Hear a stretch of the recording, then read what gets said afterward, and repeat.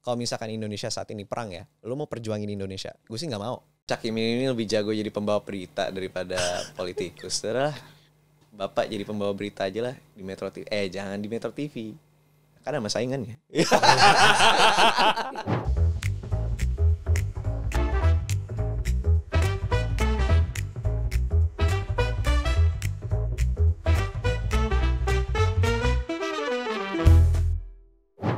Selamat datang di podcast Kebangkitan Bangsa. Hari ini kita kedatangan tamu yang luar biasa. Ini bahkan saya sama Lukman nggak tahu namanya siapa ya, Man. Sampai sekarang kita nggak dikasih tahu namanya siapa. Jadi kita bingung mempresentnya siapa. Selain mempresent sebagai Buzzer Indonesia. Halo, assalamualaikum. Waalaikumsalam warahmatullahi wabarakatuh. Nama saya adalah Buzzer.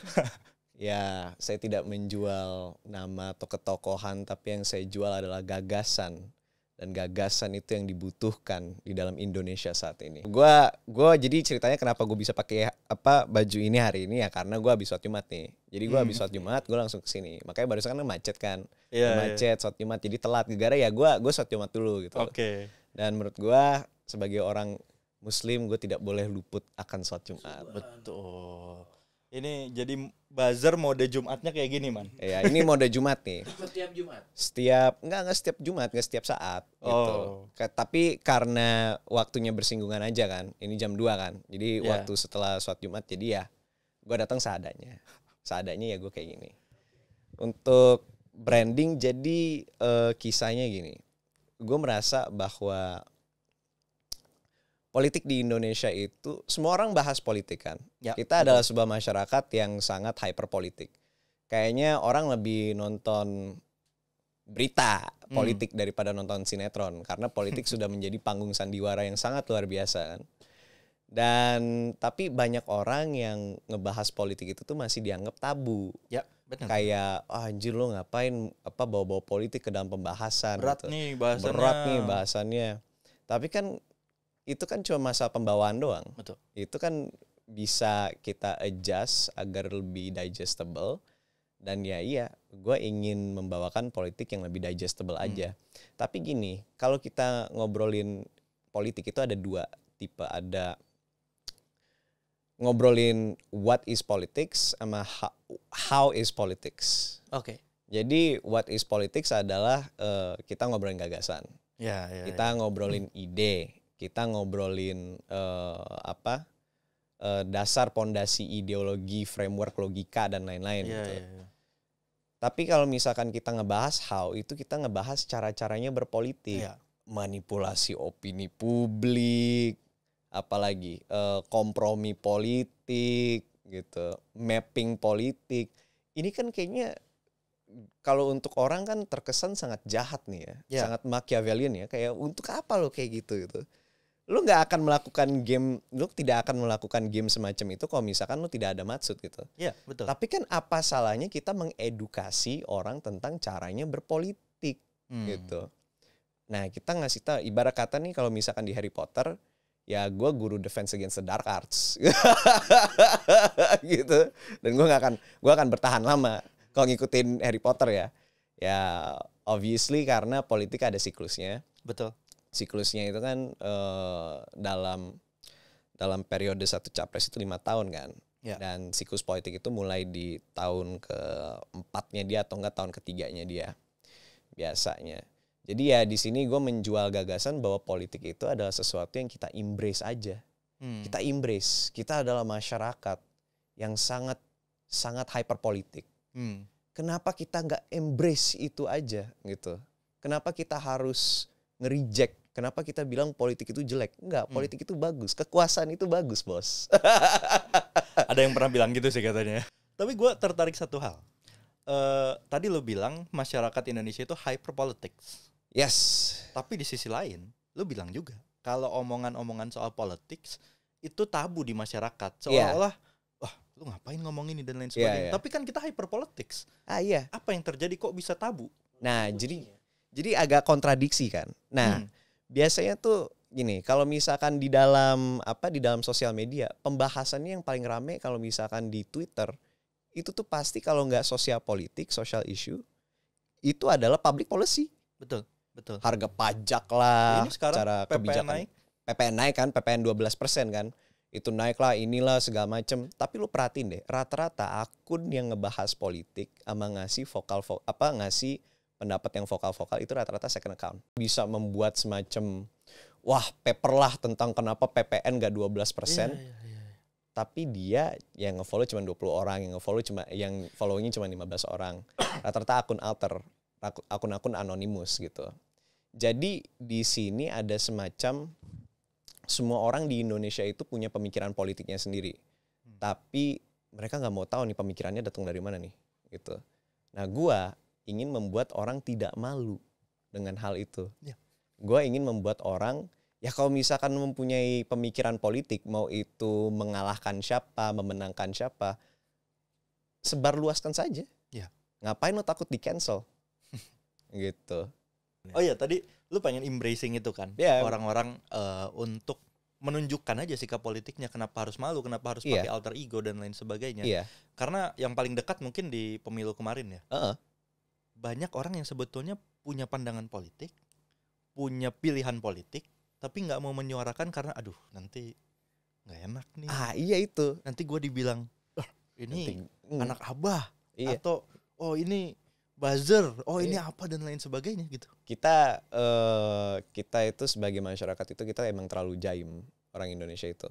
Dan memang tidak bisa dipungkiri kan bahwa kita adalah sebuah budaya yang dibangun atas etika. Ya, gua ngebuat lo enak, lo ngebuat gue enak, everything is fine. Jadi obviously ketika ada suatu pandangan politik dan yang pasti itu akan orang akan tidak setuju, ya daripada kita ribut, ya orang lebih baik mendem sikap politik tersebut. Tapi at the same time ada yang punya ada yang mereka hyper politik tapi mereka benci politik. Oke. Gitu. Jadi mereka tuh bisa ngomong kebijakan ini jelek, kenapa politik itu jelek, manuver politik itu jelek, gini. Tapi kalau paham. Gitu. Tapi kalau paham gitu. Lu benci politik tapi kalau paham gitu. Mungkin kalau menurut gue ya, sebenarnya kita bener. Gue sepakat sama lu bro. Kalau kita ini masyarakat kita itu sebenarnya hyper politik. Cuman menurut gue yang kita tahu sekarang stigma politik di Indonesia, atributnya itu kan mungkin mostly adalah yang negatif-negatif ya. Politik tuh ya mungkin urusannya dengan KKN, dengan cuma kekuasaan dan lain sebagainya. Dan gue yakin walaupun masyarakat itu hyper politik, pengen nyuarain aspirasi politiknya, cuman dia nggak mau terafiliasi sama atribut-atribut politik Indonesia yang jelek. Jadi menurut gue, gimana kalau misalkan ini kita discuss aja nih ya. Nextnya dibanding kita nge-embrace dulu, kenapa nggak kita coba benerin mungkin atribut-atribut politik di Indonesia gitu? Ya ini adalah sesuatu hal yang tidak bisa terjadi dalam satu a single stroke aja gitu loh, dalam satu cara gitu. Kita ngobrolin deh, kita ngobrolin kenapa kekuasaan itu buruk. Karena sama ini yang berkuasa, itu kekuasaan digunakan untuk hal-hal yang buruk. Ya, betul. Coba kalau misalkan kita punya pemimpin serupa dengan Lee Kuan Yew gitu. Atau kita punya pemimpin kayak FDR. Pemimpin-pemimpin yang gila kalau udah masa kekuasaan nih jago banget nih mereka nih. Jadi mereka paham nih cara memainkan kekuasaan. Tapi semua orang enak. Itu hasilnya bagus gitu. Ya pandangan orang akan kekuasaan akan bagus juga. Kayak kalau misalkan kayak gitu akan tercipta sebuah budaya di mana kalau misalkan lu punya aspirasi politik dan lu ingin bekerja sebagai politikus, orang akan oke-oke aja. Kayak ya silakan go ahead gitu. Silakan lu kayak contohnya di Singapura kan sentimen jadi politikus itu hampir mirip jadi sentimen kayak PNS. Iya kayak lu jadi babu masyarakat gitu. Public servant gitu. Tapi ketika kekuasaan itu terus digunakan untuk hal-hal jelek ya obviously orang akan mengatakan bahwa kekuasaan itu jelek. Itu ada persepsi gitu. Nah, tapi kalau misalkan kita tarik lagi esensi dari kekuasaan itu tidak diskriminatif, tidak jelek, tidak jelek, tidak bagus. Baik lagi kepada cara orang menggunakan kekuasaannya. Bagaimana cara orang menuangkan nilai kepada suatu objek, subjek, atau bahkan kepada orang gitu. Baik lagi gimana orang bisa mengatur kompromi antara beda-beda pihak. kepentingan antara beda-beda pihak gitu. Kenapa kekuasaan selamanya kita cap jelek gitu? Kenapa ketika kita mempersu kekuasaan itu ada sesuatu yang dicap jelek gitu? Iya. Gue paham. Power is not the end, it is the means. Betul. Tapi tetap aja kan, ketika lo ingin membuat perubahan, lo butuh kekuasaan. Ya. Gitu. Gila kalau misalkan let's say lo bukannya merendahkan beberapa orang ya, tapi ketika lo bukan siapa-siapa dalam masyarakat gitu. Everything lah, lo bukan orang yang mempunyai opini yang wah lah, lo bukan orang yang menjabat lah, atau lo bukan pengusaha yang punya ratusan startup lah gitu. Tapi you're not somebody inside society, and society doesn't give a crap about you. Ya siapa yang mau dengerin lo? Siapa yang mau gerak untuk lo? Tapi bayangkan kalau misalkan lo ada seseorang dengan pengaruh, lo ada seseorang dengan kekuasaan, dengan leverage. Ya you can make a change gitu. Jadi gue ingin mengajak masyarakat Indonesia itu mulai melihat kekuasaan itu bukan sebagai sesuatu yang jelek, bukan sebagai sesuatu untuk tujuannya, tapi ada sebuah instrumen. Ya, gitu. Betul, sebagai alat. Sebagai alat gitu. Basically that sih. Ya. Iya. Dan kita juga boleh ngobrolin tentang banyak kan kayak korupsi KKN gitu. Iya. KKN terjadi karena apa? Ya menurut gue karena pendidikan dan kaderisasi itu jelek. Gitu. KKN dalam sektor swasta terjadi karena mungkin yang CEO-nya bisa percaya itu cuma anaknya, cuma sepupunya, dia nggak bisa percaya sama orang lain. Kenapa dia nggak bisa percaya sama orang lain? Budayanya mungkin, edukasinya mungkin gitu.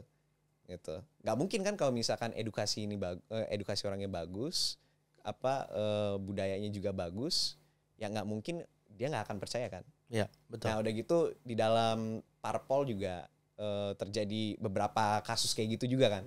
KKN kan kayak alegasi lah gitu. Ya. Dan ya itu karena menurut gue kaderisasi dalam partai-partai jelek sekarang. Jadi ya yang punya kekuasaan itu cuma percaya sama anggota keluarganya doang. Ya. Lo yang cuma bisa gue pegang. Karena apa? Gue rasa kita itu sudah kehilangan artinya memahami sebuah nilai. Memahami sebuah ideologi yang bisa digaungkan. Gitu. Kita aja bangun narasi susah gitu. Ya, betul. Lo nggak bisa kaderisasi, orangnya lo nggak paham, lo di dalam pikirannya dia punya nilai apa aja, jadi ya udah anggota keluarga gue aja lah. Paling gampang money politics, korupsi terjadi karena masyarakat butuh duit. Iya. Gitu. Kalau misalkan kita adalah sebuah gue percaya bahwa dalam segala sesuatu itu ada demand datang duluan baru supply. Betul. Iya kan. Kenapa praktek money politics terjadi? Karena ada demand dalam masyarakat. Gitu. Kita butuh duit. Gitu. Ngelawannya gimana ya? Itu bukan kerjaan gue. Gue bukan pendidik untuk gue bukan pendidik untuk public policy, enggak. Gue adalah pendidik untuk politik. Gue mengajarkan orang berpolitik, bukannya menjalankan kebijakan publik gitu. Iya. Dua sisi yang berbeda. Gue cuma bisa mengatakan bahwa ya permasalahannya menurut gue di sini. Sebagai seseorang yang mencoba mendidik orang lain tentang cara berpandang politik gitu. Iya. Tapi untuk masalah solusi, ya silakan monggo teman-teman yang lain. Kan kita di sini kan menjalankan peran kita masing-masing. Betul. Gitu. Kan gue nggak bisa semuanya rangkap jabatan. Tapi ada yang rangkap jabatan banyak ya? Ya itu adalah sebuah tren dalam republik ini. Ini baru awal aja udah daging banget ini. Mungkin speaking of education sebenarnya gue tuh penasaran latar belakang lu sebenarnya. Tadi lu udah ngasih lah, lu udah spill dikit lah, maksudnya gagasan yang lu bawa. Background lu tuh apa sih, Bro? Background gue? Iya. Apa yang membawa gue sampai di sini? Gue itu hidup mengikuti sebuah peran. Oke. Ya seperti kata Shakespeare, dunia adalah sebuah panggung sandiwara kan. Semua orang mempunyai perannya masing-masing. Ya gue sedang memainkan peran gue.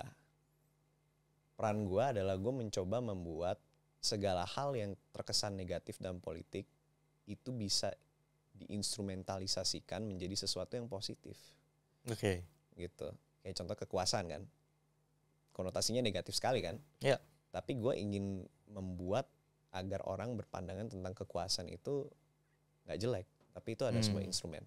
Gitu. Ya. Dan tujuannya adalah gue ingin menginspirasi orang lain untuk ya suatu hari banyak yang kayak gue gitu loh. Yang memandang politik itu nggak hitam putih, tapi lebih kepada abu-abu. Ya. Gitu.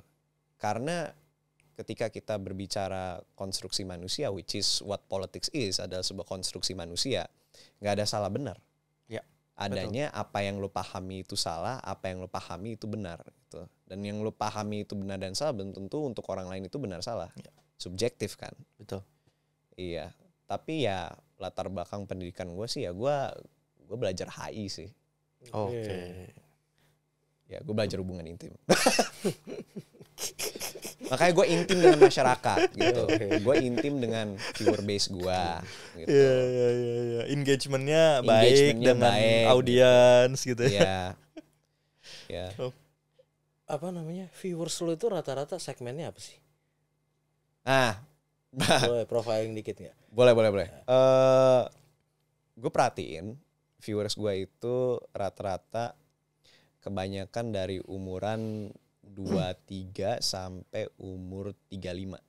Oke, 23 35 ya. Iya. Jadi yang gue pahami viewers gue itu adalah orang-orang yang karena waktu dan umur ya.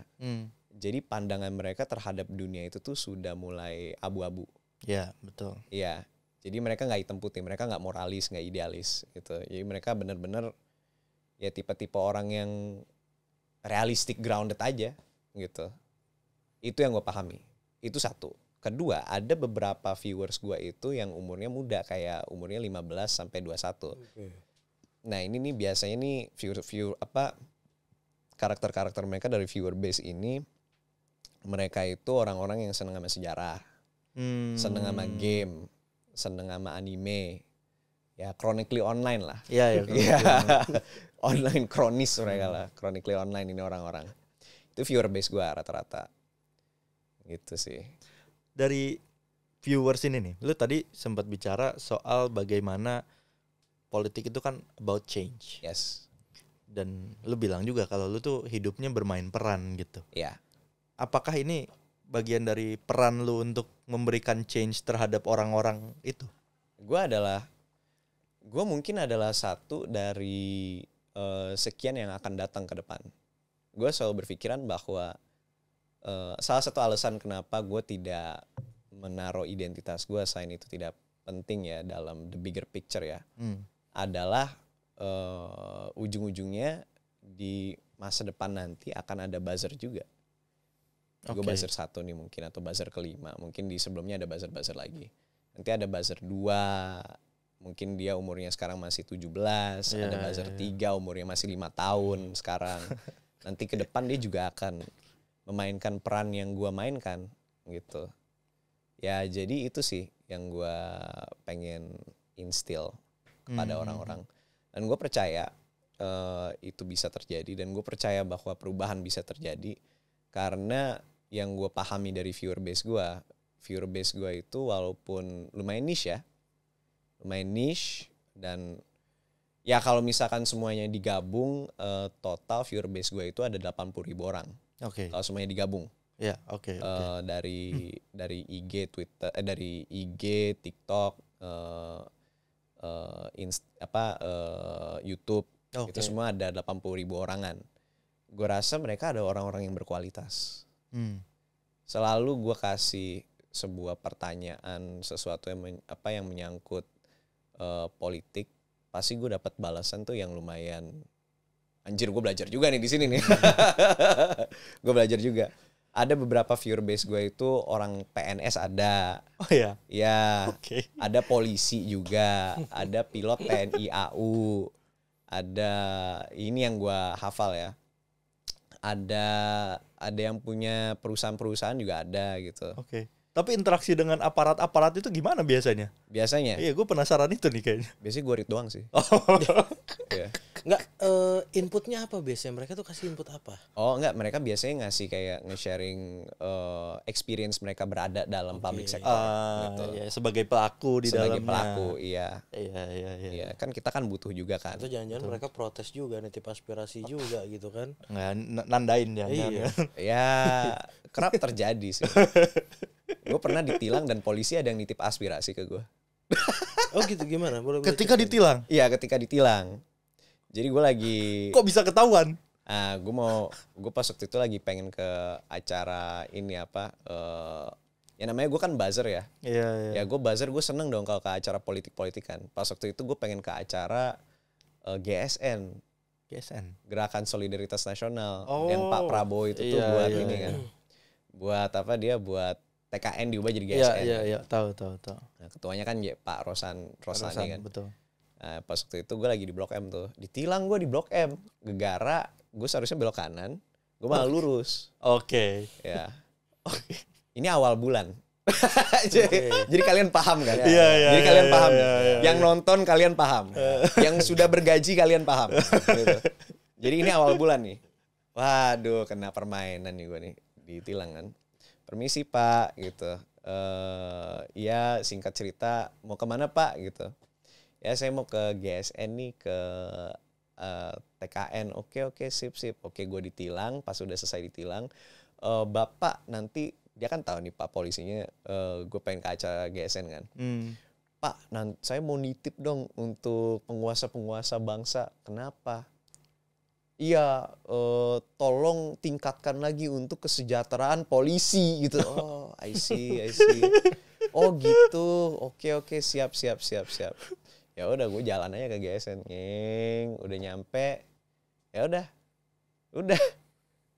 Tapi polisi bukannya udah pada sejahtera ya? Ya nggak semua mungkin. Oh nggak semua. Mungkin nggak semua kan. Mungkin ada kesenjangan juga di situ. Mungkin ada kesenjangan. Jadi bisa jadi polisi-polisi yang jadi korban kesenjangan itu yang beraspirasi kan? Iya, bisa terjadi karena kan again kita itu tuh negara yang sangat mengandung konsep unity sangat mengandung konsep kesatuan kan, unity kan. Jadi segala macam serba satu, polisi harus satu institusi dan segala macam kan. Jadi ya kalau kita ngobrolin teknisnya ya, gua rasa tuh karena kita terlalu mesa grande, jadinya beban finansialnya itu lumayan berat kepada satu institusi. Iya, gitu. betul. Makanya kalau di Amerika kan orang kan kadang kan suka ngejajin politik, ya saya mengurangi pemerintah. Anjir lo ngurangin pemerintah gimana? Orang Indonesia sebelum PPN 12% ini naik, nggak akan paham itu. Kayak ngapain lo ngurangin pemerintah, yang ada nggak ada yang kerja gitu, kesusahan kan. Tapi defund the police itu kayaknya ide yang belum masuk. Ide yang belum masuk ke Indonesia gitu. Defund itu kan sangat powerful. Iya, sangat powerful gitu. Bahwa instrumen yang menggerakkan polisi itu, kepolisian itu adalah fundingnya, dananya. Tanpa funding, maka perannya akan berubah. Iya. Defund itu kan berarti mengurangi semangat itunya ya, semangat mereka untuk bekerja itu. Nah kalau kata gue, lu defund the police di Amerika itu malah jadi parah. Karena polisi itu diatur per kota, per negara bagian kan. Tapi kalau misalkan di sini lo defund the police, nah itu mungkin efektif. Karena polisi itu nerima dana dari centralize kan, trickle down-nya langsung dari atas tuh. Jadi gampang gitu. Nah, ketika lu defund the police, you defund the police of the entirety of the Republic of Indonesia gitu. Tapi ini bukannya gue mempromot defund the police ya. Gue ini kita ngobrolin masalah teknis aja, hypothetical. Nah, sama dengan pemerintahan sekarang kan. Nah, kita belum sempat mengalami kelonjakan pajak sebesar ini ya dalam beberapa tahun terakhir. Karena kemarin tuh pemerintahan ya masih ukurannya itu masih kondusif. Sekarang politik balas budi itu sudah menjadi norma. Patronisasi politik itu juga menjadi sesuatu yang terang-terangan terjadi kan. Kalian berdua kan di PKB pasti pernah merasakan kan. Betul. Kayak mentor lu siapa? Ya kan. Lo bisa ngobrol kayak gitu, mentor lo siapa? Buset, udah kayak guru agama aja gitu. Guru lo siapa gitu, yang ngajarin lo Quran siapa gitu.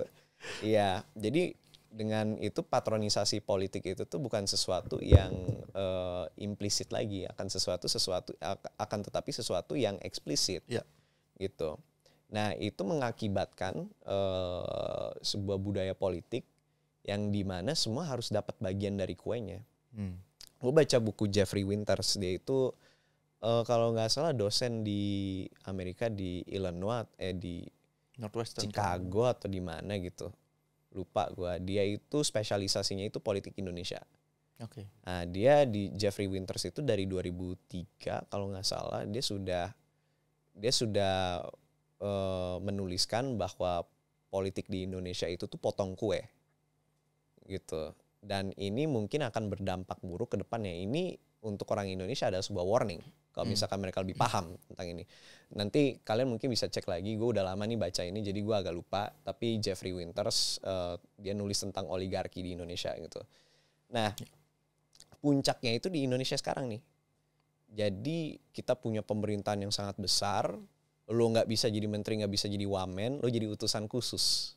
Utusan khusus kerja lo ngapain? Udah gitu lo selevel menteri gitu. Iya, dengan fasilitas yang sama. Dengan fasilitas yang sama gitu. Makin macet ini jalanan Jakarta. Iya, lu jalan di Jakarta tiba-tiba tweet.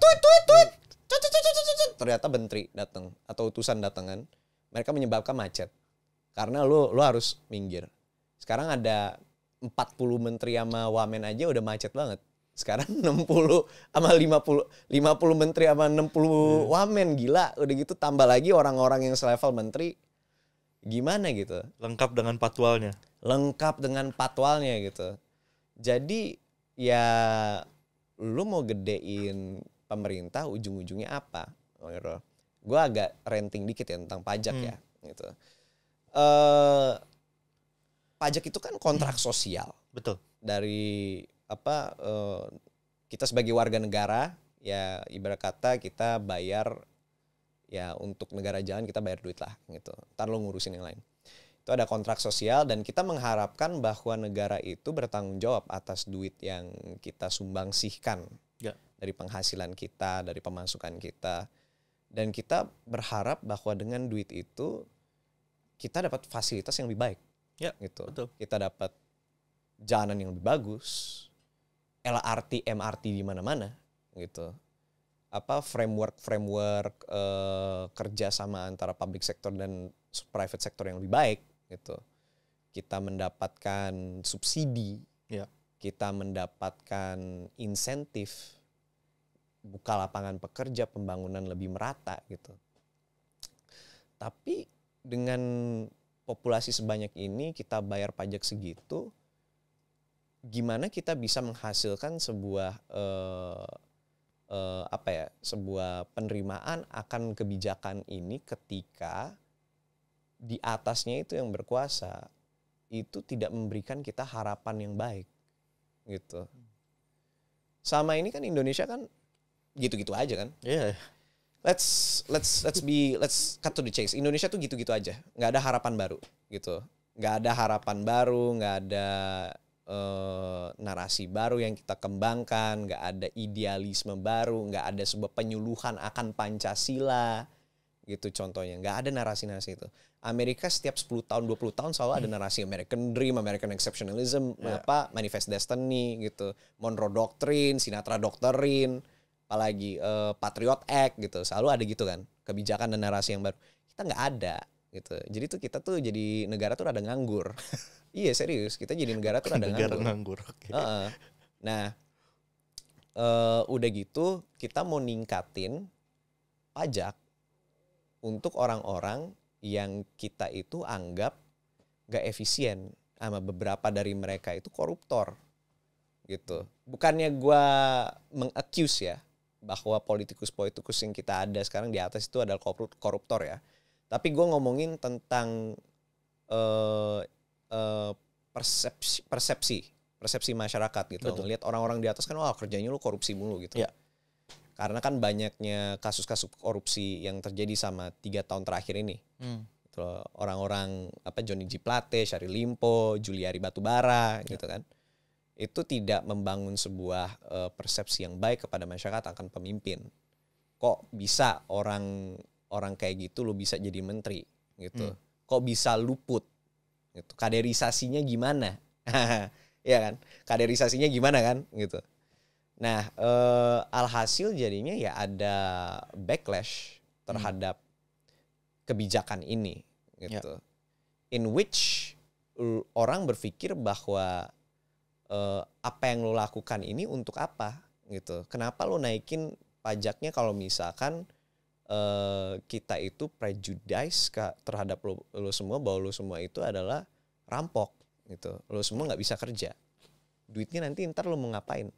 Dan kalau misalkan duitnya itu lo naikin pajak, tiba-tiba duitnya dikorupsiin, tanggung jawabnya apa? Gitu. Betul. Accountability-nya apa gitu? Kayak gitu sih.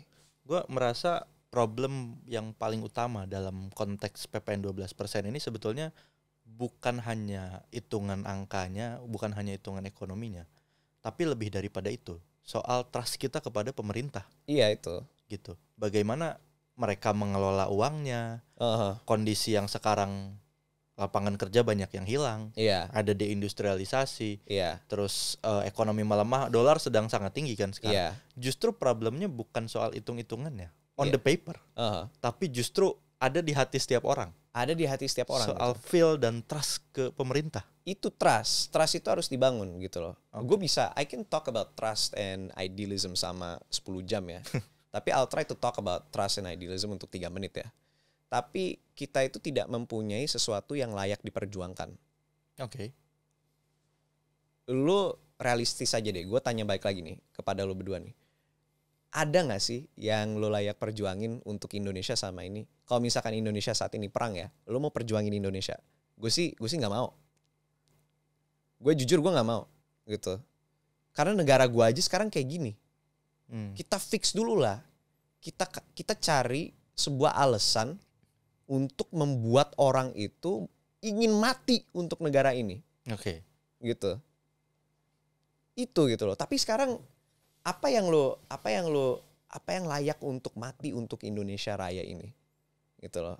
What will it take for people to give their lives for this country? Nothing at this point. Anak muda lo tanyain itu nggak ada yang mau mati untuk Indonesia. Gitu. Karena nggak ada mimpi yang diperjuangin. Nggak ada trust dari masyarakat kepada pemimpin. Dan ini bahaya, kita bisa menjadi low trust society. Dan ketika kita jadi low trust society, semua orang korupsi. Everybody out for themselves. Gitu. Public communication breakdown. Bisa-bisa kita jadi failed state. Nah, itu nggak ada sebuah visi misi yang satu gitu. Kita tarik Amerika deh sebagai contoh deh. Karena Amerika ini paling jago nih kalau misalkan ngomongin narasi ya. Dia punya kebijakannya adalah kita harus nation building, tapi kita nggak punya technical expertise. Jadinya gimana ya, kita attract lah orang-orang dari luar negeri untuk datang ke Amerika untuk memberikan technical expertise mereka, improve this country, nation building gitu. Caranya gimana? Oke, kita buat kebijakan ini dan kita akan menggaungkan sebuah narasi. Narasinya apa? American Dream. A land of second opportunity. Orang bilang American Dream adalah sebuah mimpi. Gue realistis aja, American Dream is a business model. It's a business model. It is a business model. Iya. Lo pas waktu itu kondisi negara di Eropa semuanya lagi di bawah sebuah pemerintahan yang rada otoriter ya. Pas waktu itu orang-orang udah mulai bisa membaca, mereka udah literate, mereka paham literasi, mereka bisa berpikir untuk dirinya sendiri. Alhasil apa yang membedakan gua dengan si raja? Si raja tolol, sementara gua ini tuh lawyer. Gue punya capability. Gue punya capability untuk menjaga, memimpin, mengayomi masyarakat. Raja ngapain? Raja cuma tiap hari berkuda. Emang kuda bisa membuat lo memimpin masyarakat gitu. Gue nggak nyindir ya, by the way. Gue nggak nyindir ya. Tapi emang raja-raja karena kuda ini terafiliasi ke satu. Kuda itu terafiliasi ke situ. Gak semua naik kuda soalnya di sini. Iya, nggak semua pakai kuda di sini. Bener. Iya. Nah, kuda udah gitu konsep dari the divine rights of kings, sebuah hak ketuhanan dari Tuhan untuk raja-raja, untuk pemerintah, bahwa Tuhan memberikan hak kepada raja untuk memerintah, itu udah usang. Karena orang sudah bisa berpikiran melewati agama. Gitu loh. Mereka udah bisa membelah urusan duniawi dengan agama. Dulu agama menyatu dengan duniawi, sekarang mereka bisa membelah hal itu gitu. Jadinya banyak orang yang ambisi, mereka ingin memajukan bangsa. Ya mereka revolusi lah, ribut lah, revolusi Prancis, revolusi Juli, revolusi 1848, Risorgimento di Italia, revolusi Polandia lah, banyak lah ini revolusi lah gitu. Nah Amerika lihat nih trennya nih, gila nih banyak nih orang-orang pinter nih, yang mereka ingin berkuasa, mereka mau sukses, mau punya duit, mau cuan gitu. Udahlah kita butuh negara yang lebih maju lagi, kita butuh ekspertis mereka, kita buatlah kebijakan ini, kita gampangin imigrasi masuk. Gitu. Mereka cuman gampangin imigrasi masuk doang. Terus mereka gaungkan kampanye American Dream, Land of Second Opportunity. Lo bisa jadi apa aja di sini. Lo mau jadi raja di sini lo bisa. Ya. Alhasil banyak yang datang ke Amerika percaya akan mimpi itu. Tapi dari riset yang gue baca di University of Texas, 1 dari 1.000 orang itu cuma berhasil meraih American Dream. Jadi setiap mimpi itu realitanya itu ya memang ada beberapa orang yang harus di-crush. Yeah. Tapi bukan itu poinnya. Yeah. The point is 1.001 orang itu percaya mereka bisa menggapai American Dream. Soal hope. It's about hope. Dan itu yang Indonesia tidak punya sekarang. Kita nggak punya hope. Kita nggak punya sesuatu yang layak diperjuangkan, yang layak untuk kita mati gitu. Nothing. Semua kita punya sumber daya manusia yang menurut gue lumayan bagus. Menurut gue anak muda Indonesia pada pinter, pada kritis. Tapi that's all they are. Kita nggak punya mimpi. Kalau kata Ernest Hemingway, we are a lost generation. Gitu. Nah itu permasalahannya, kita nggak punya hope. Kalian setuju nggak kira-kira? Gue percaya sama yang dibilang Mas Dede Hati Basri. Ya. Yeah. Indonesia is a disappointing country. Yes. It always disappoint the pessimist and disappoint the optimist. Yep. Sometimes hope itu muncul. Sometimes hope itu menurun lagi. Yeah. Like a roller coaster aja. Yep. It's like a roller coaster gitu. Kayak kadang hope itu naik, hope itu turun gitu. Tapi in this country right now, we need hope. Gue political realis aja ya. Lo mau biar PPN 12% itu bisa bisa masyarakat terima, ya lo di media lo tangkepin lagi lah koruptor lah. Kalau tahu apa? Kalau gue itu justru apa ya? Hope itu tuh kayaknya kita keluar tuh kalau kita udah kepepet banget, Pak. Kalau kita udah kepres banget, dan konteksnya tuh lebih ke survival sebenarnya, bukan wealth gitu. Ya dari dulu kita udah pernah lah ngalamin fase itu, mungkin ya konteks penjajahan dan segala macam. Ada satu hope yang memang dimunculkan ya, karena kita semua nih punya apa itu istilahnya kalau di buku dulu, ada kita punya kesamaan sejarah, kesamaan rasa. Kalau dulu Bung Karno bilang iya sama nasib, sama-sama dijajah dan segala macam.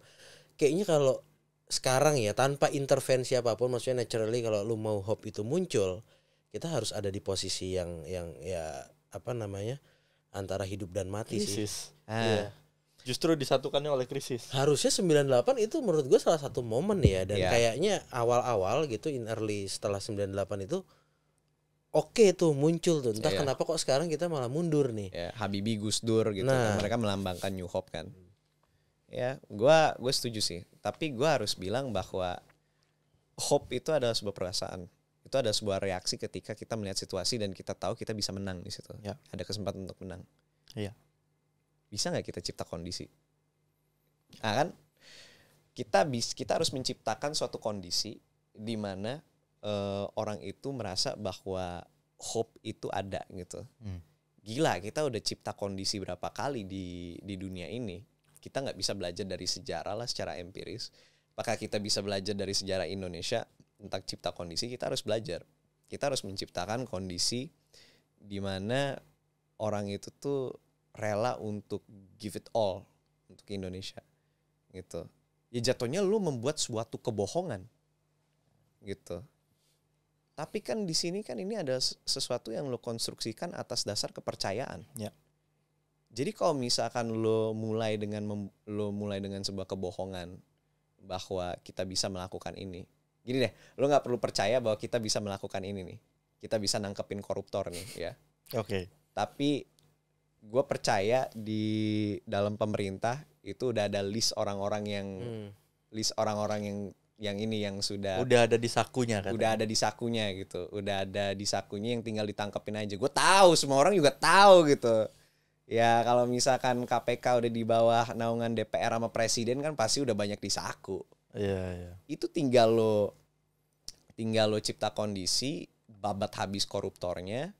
Udah gitu lo gaungkan, nih gue udah membersihkan koruptornya nih dari 100 list ya. Lo bersihin say 50 atau 60.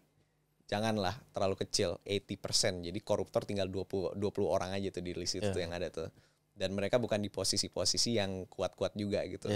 Yang kecil-kecil. Terus gitu lo bilang kayak ini gue udah bersih nih semua koruptor dalam pemerintah. Ayolah PPN lah, bisa lah gitu.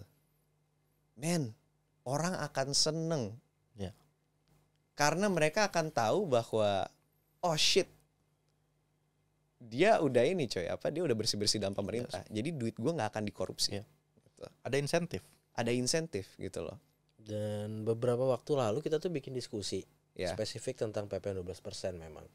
Salah satu insight-nya dari diskusi itu adalah Mas Hanif Dakiri, wakil ketua umum kita tuh bilang, di Indonesia itu apapun bisa terjadi as long as lu ada political will. Ada termasuk yang ini. Iya. Jadi itu tuh bisa banget 100% bisa.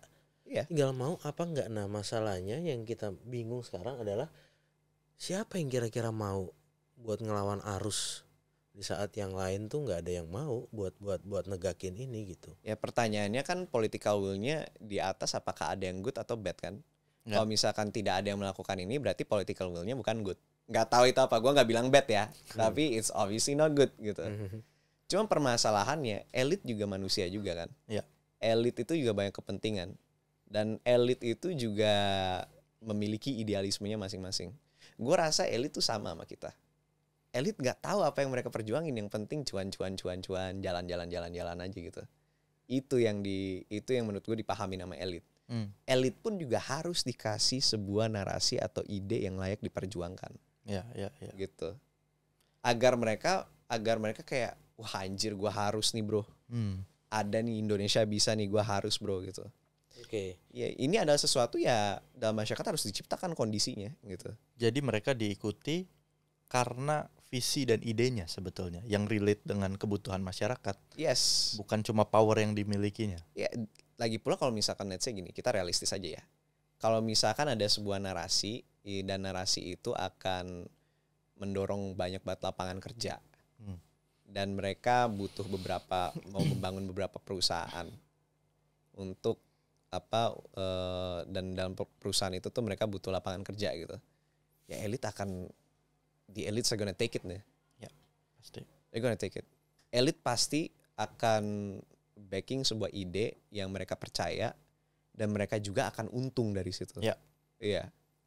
Jadi ya it's all about bagaimana lo memahami orang-orang, lo menggunakan kekuasaan dan lain-lain. Gue kalau misalkan let's say gue punya sebuah narasi, ke grassroots gue akan kasih sebuah harapan, ke elit gue akan kasih sebuah opportunity. Gitu. Iya. Udah ada belum? Kenapa? Udah ada belum? Wah saya belum sekuat itu sih. Oke. Tapi that's a win-win. Apa? That's a win-win. Iya, kurang lebih. Public punya hope. Ya. Sekarang elit punya opportunity. Grassroots butuh uang. Di atas kasih uang. Iya. Elit lo butuh, gue ada ide kayak gini, grassroots itu butuh money sama butuh hope gitu. Kita harus melakukan ini deh gitu. Ini kasihlah bensinnya. Oke, ini ide bagus kata elit, kasih duitnya ke grassroots. Grassroots jalan, ya mereka dapat duit saku, tapi apa yang mereka lakukan, mereka percaya bahwa hal itu akan terjadi. Gitu. Itu yang harus kayaknya anak muda itu lebih pahami bahwa politik itu kerjanya kayak gitu. Bahwa politik itu kerjanya kayak gitu. Kadang lo harus cipta kondisi. Dan ketika semua orang melakukan hal itu ya, tren itu ya orang akan makin percaya bahwa that hope, that dream itu ada. Dan anak muda sekarang itu gak ada dream, gak ada hope. Gimana kita Gen Z dibully terus, secara sistematis kita di-kick dari dari perusahaan-perusahaan, that's what social media says gitu. Padahal kita adalah masa depan bangsa kan. Kita adalah masa depan Indonesia, tapi kita di treat as if though lo akan hidup abadi dan lo bisa menggantikan kita gitu. Padahal kita yang menggantikan lo. Dan lo nge-treat kita like shit sekarang. Justru yang gue lihat, jangankan kita mengisolasi sebuah generasi akan karena sifat-sifatnya mereka terus kita generalisir. Tapi kita harus cari akar masalahnya kenapa. Kenapa Gen Z banyak ngeluh? Kenapa Gen Z itu katanya malas kerja gini. Lo kira COVID nggak menghancurkan mental orang? Lo kira COVID tidak membentuk sebuah budaya baru? Kita sama 3 tahun itu udah enak WFH. Ternyata bisa produktif juga WFH kan? Iya. Ya otomatis kita akan jadi generasi yang mager ke kantor lah. Gitu. Nah itu yang harus dipahami sama elder senior ini, bahwa zaman itu berubah dan lo harus mengikuti zaman gitu. Lo katanya cari profit, kenapa lo mengisolasikan diri lo sendiri dari profit gitu? Tapi kita kekurangan harapan itu, kita tidak dimengerti, dan kita butuh harapan itu. Kita butuh sesuatu yang layak diperjuangkan, sesuatu yang konsisten secara logika dan secara idealisme. Tapi nggak ada yang kayak gitu sekarang. Gitu. Gue tertarik ini jadinya. Kita banyak bicara soal politics, hope, and trust. Yeah. What do you think about politician? What do I think about politicians?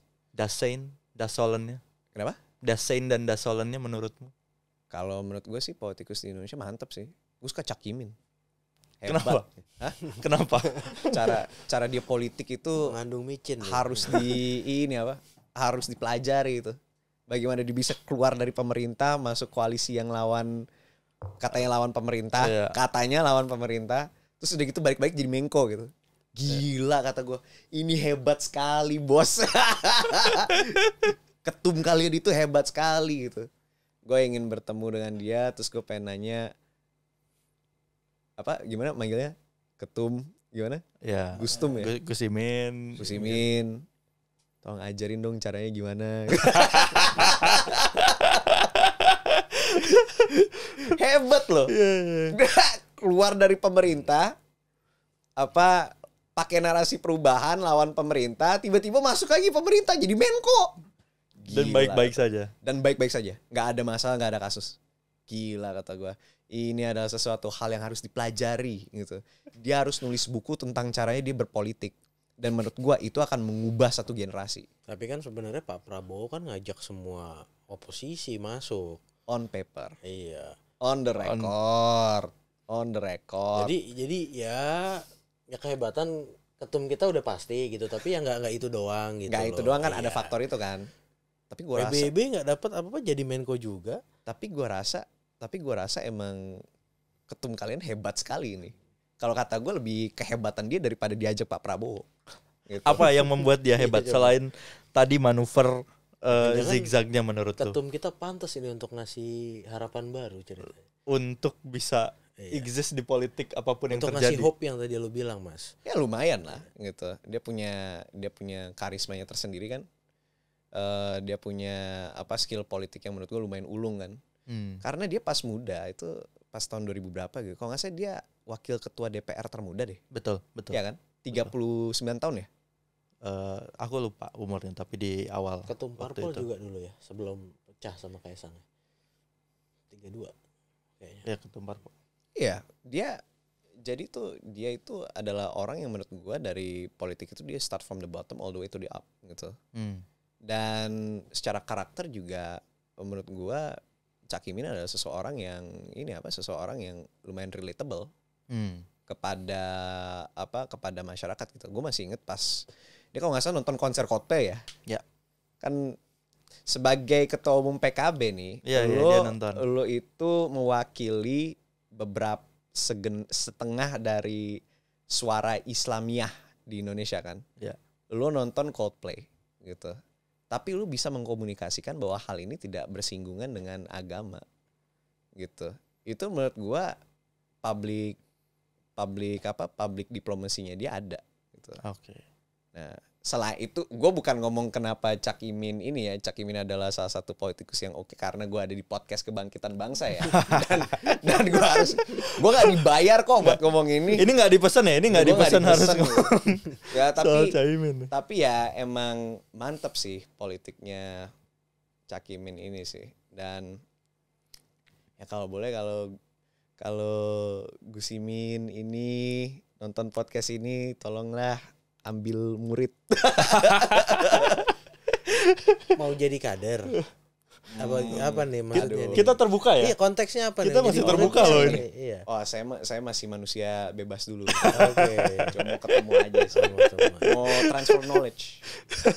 Dan politik itu begitu, momentumnya tiba-tiba ada, tiba-tiba ini, tiba-tiba itu. Ya baik lagi kan politik kan ada. Politik itu sebenarnya permainan menurut gua. Oke. Dan lu play style-nya kayak gimana? Kalau sepertinya untuk individual kayak Cak Imin ini, ya dia harus ada di mana-mana at the same time. Ada yang orang itu harus tunduk atau enggak harus mendekatkan diri ke dia. Kayak Pak Presiden ke-7 gitu. Ya. Ada yang mau semuanya masuk politiknya itu tuh enggak jauh beda sama pertemanan kayak Presiden ke-8 Pak Prabowo sekarang gitu. Ya cara politiknya beda-beda gini. Nah menurut gua kalau misalkan you want to get power fast, ya you learn from those two people, ya. Cak Imin dan Bahlil. Itu dapat kekuasaan sangat cepat memang. Wah sangat cepat kan. Ya. Tadi soal politisi dan ya lu bilang politik ini permainan. Gua tertarik untuk ngulik satu hal. Oh boleh. Soal lu.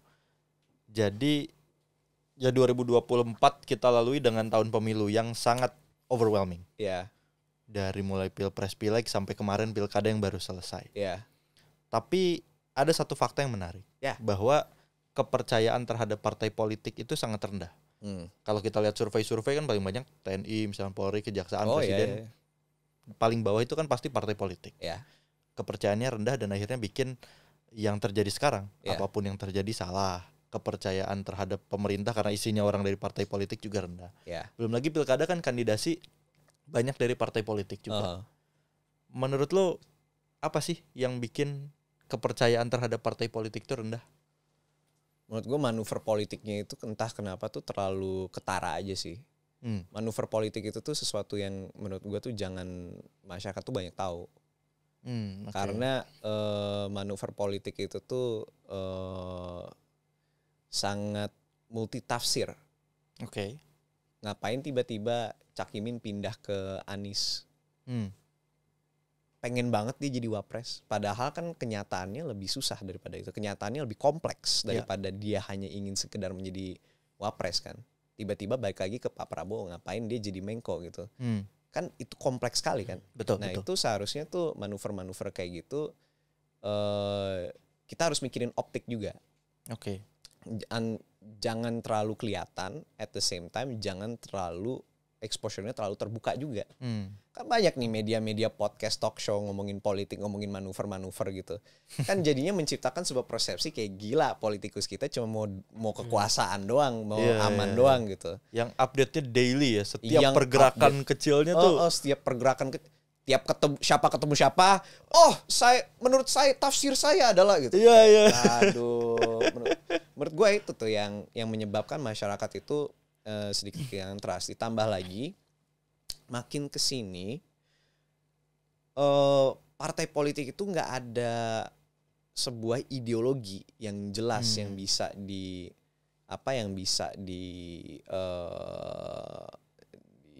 dijual kepada masyarakat. Oke. Karena let's cut to the chase, partai politik itu ibarat kata sebagai marketing. Dan ide itu adalah produk yang kalian jual kan. Tapi nggak ada yang mau, ya gimana ya, produk yang kalian jual nggak ada. Kalian ngikutin tren gitu. kayaknya ini trennya anak muda semua, jadi semua partai politik harus anak muda gitu. Kayaknya trennya ini anime semua sama shit posting, semua partai politik shit posting. Ini trennya trennya galau-galauan, ya buatlah podcast galau-galauan. Kayak PKS kan kayak gitu kan. Masuk itu sempet kan buat galau-galauan kan. Nah sekarang PKB kan juga ingin mengkomunikasi kepada anak muda juga, jadi buat podcast Kebangkitan Bangsa kan. Salah satu tujuannya itu kan. Betul. Dan menurut gua tuh ya kita hanya sekedar mengejar tren partai politik ini, tapi tidak ada sebuah ide yang dijual. Gitu. Ketika orang ngomongin PKB sekarang tuh orang yang nggak terlalu ngikutin politik ya, kita membahas PKB gitu. Ide yang dijual sama PKB itu apa? Pasti jawabannya itu persepsi mereka tentang PKB pas tahun 2003. Padahal PKB, entitas PKB sekarang sama 2003 itu beda jauh. Ya, betul. Iya, gitu. Komunikasikan sebuah ide, sebuah visi dan misi yang jelas. Tapi at the same time, semua partai politik visi dan misinya sama, Pancasila, nasionalisme. Jadi gimana diferensiasinya gitu? Dan gue tahu ini adalah hasil dari framework hukum ya. Iya. Bahwa harus semua ada partai politik itu harus sebuah tafsiran dari Pancasila. Ya. PKB itu mungkin ada penafsiran dari satu ya, dari sila pertama ya. Gitu. Pasti itu. Pasti kan. Nah, let's say kalau PDIP penafsiran keempat gitu. Ya et cetera lah gitu.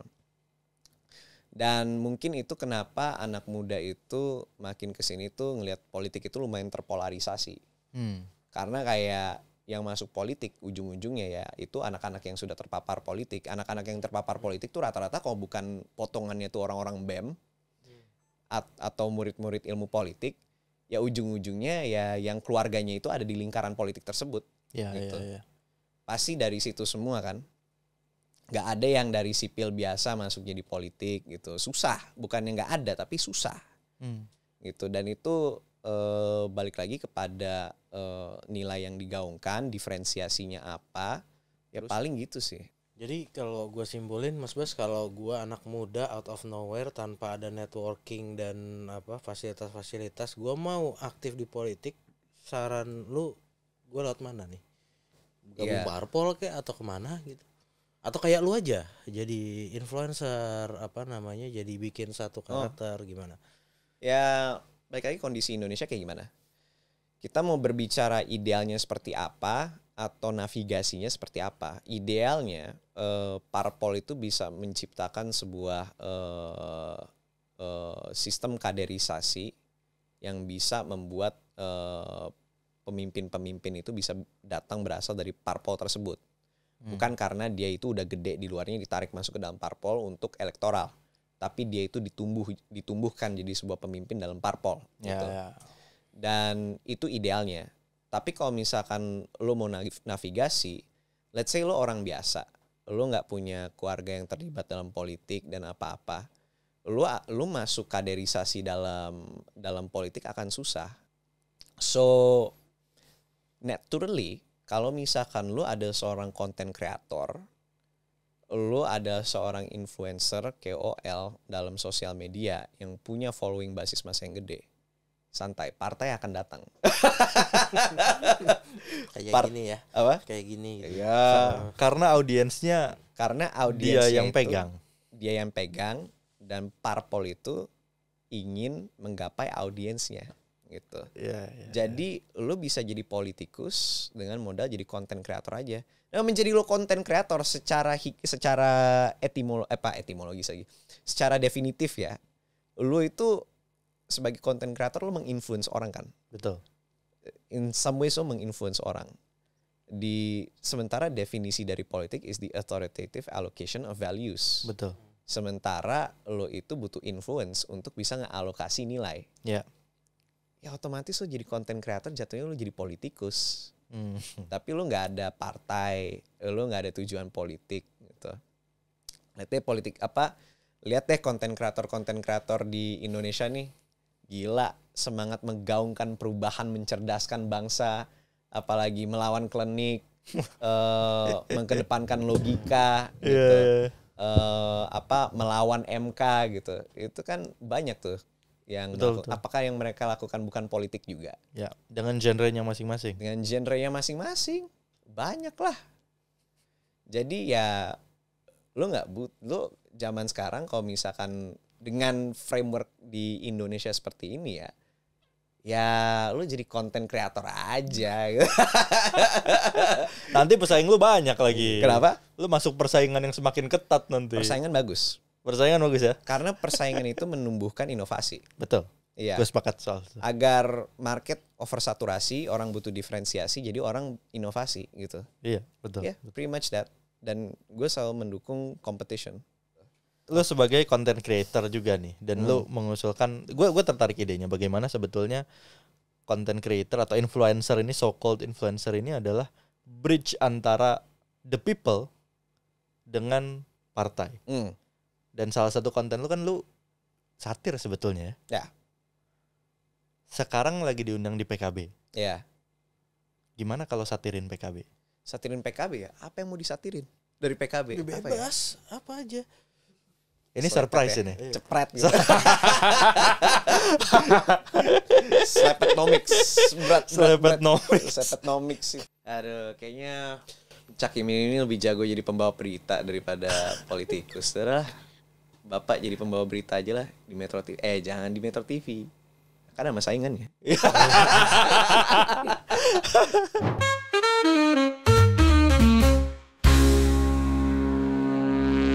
Tadi thank you for the discussion. Kita terakhir ini ada biasanya tamu kita diminta untuk nulis harapan. Ini beda-beda tergantung tamunya. Nah, khusus buat Mas Bazar, kita pengen tahu apa harapannya untuk politik di 2029. 2029? Iya, 5 tahun lagi politiknya udah kayak gimana?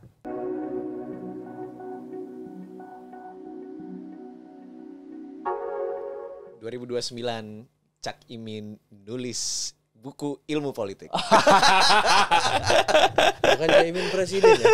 Apa? Bukan Cak Imin presiden. Kayaknya dia lebih mantep kalau misalkan dia jadi kingmaker sih. Oke. Ya. Apa tadi boleh diceritain sedikit? Konteksnya. Iya, kenapa 2029 Cak Imin nulis buku politik? Karena gila politik Cak Imin ini mantep banget. Buset. Dari pemerintah lompat keluar, tiba-tiba balik lagi ke pemerintah jadi Menko, kayak gila loh gitu. Buset, kompromi macam apa yang lu bisa lakukan? Dan gue tahu nih Cak Imin ya sebelum mulai kampanye, bener-bener kampanye kan, kalau nggak salah dia yang pertama deh kemana-mana kan? Iya. Yeah. Dia yang pertama kemana-mana. Dia udah satset banget. Dia tahu 2022 dia udah mulai gerak kan? Yeah, even harusnya udah deal sama Prabowo waktu itu. Lewat event Vespa dan lain sebagainya. 2022 tuh dia udah mulai gerak, dia satset. Terus 2023 mah udah duduk-duduk aja dia. Gitu. Dia harus nulis buku politik. Bapak harus nulis buku politik. Bapak harus mengajarkan kita Gen Z caranya kita berpolitik kayak Bapak nih. Biar nanti di Indonesia juga banyak yang satset-satset juga tuh. Gitu. Satset-satset menurut saya tuh Bapak. Bukan yang satunya lagi. Salah, yang satset-tastes itu harusnya bukan yang itu. Ya. Tapi Cak Imin. Ya. Oke, thank you Mas Bazar sudah hadir dan meluangkan waktunya. Oke. Such a fruitful discussion. Ya. Banyak banget insight-nya tadi ya tentang politik dan terutama anak muda ya, pandangannya gimana caranya kita naikin kapasitas, kapabilitas, terus kita bisa tap in kemana aja. Terima kasih. Sampai ketemu lagi di next episode.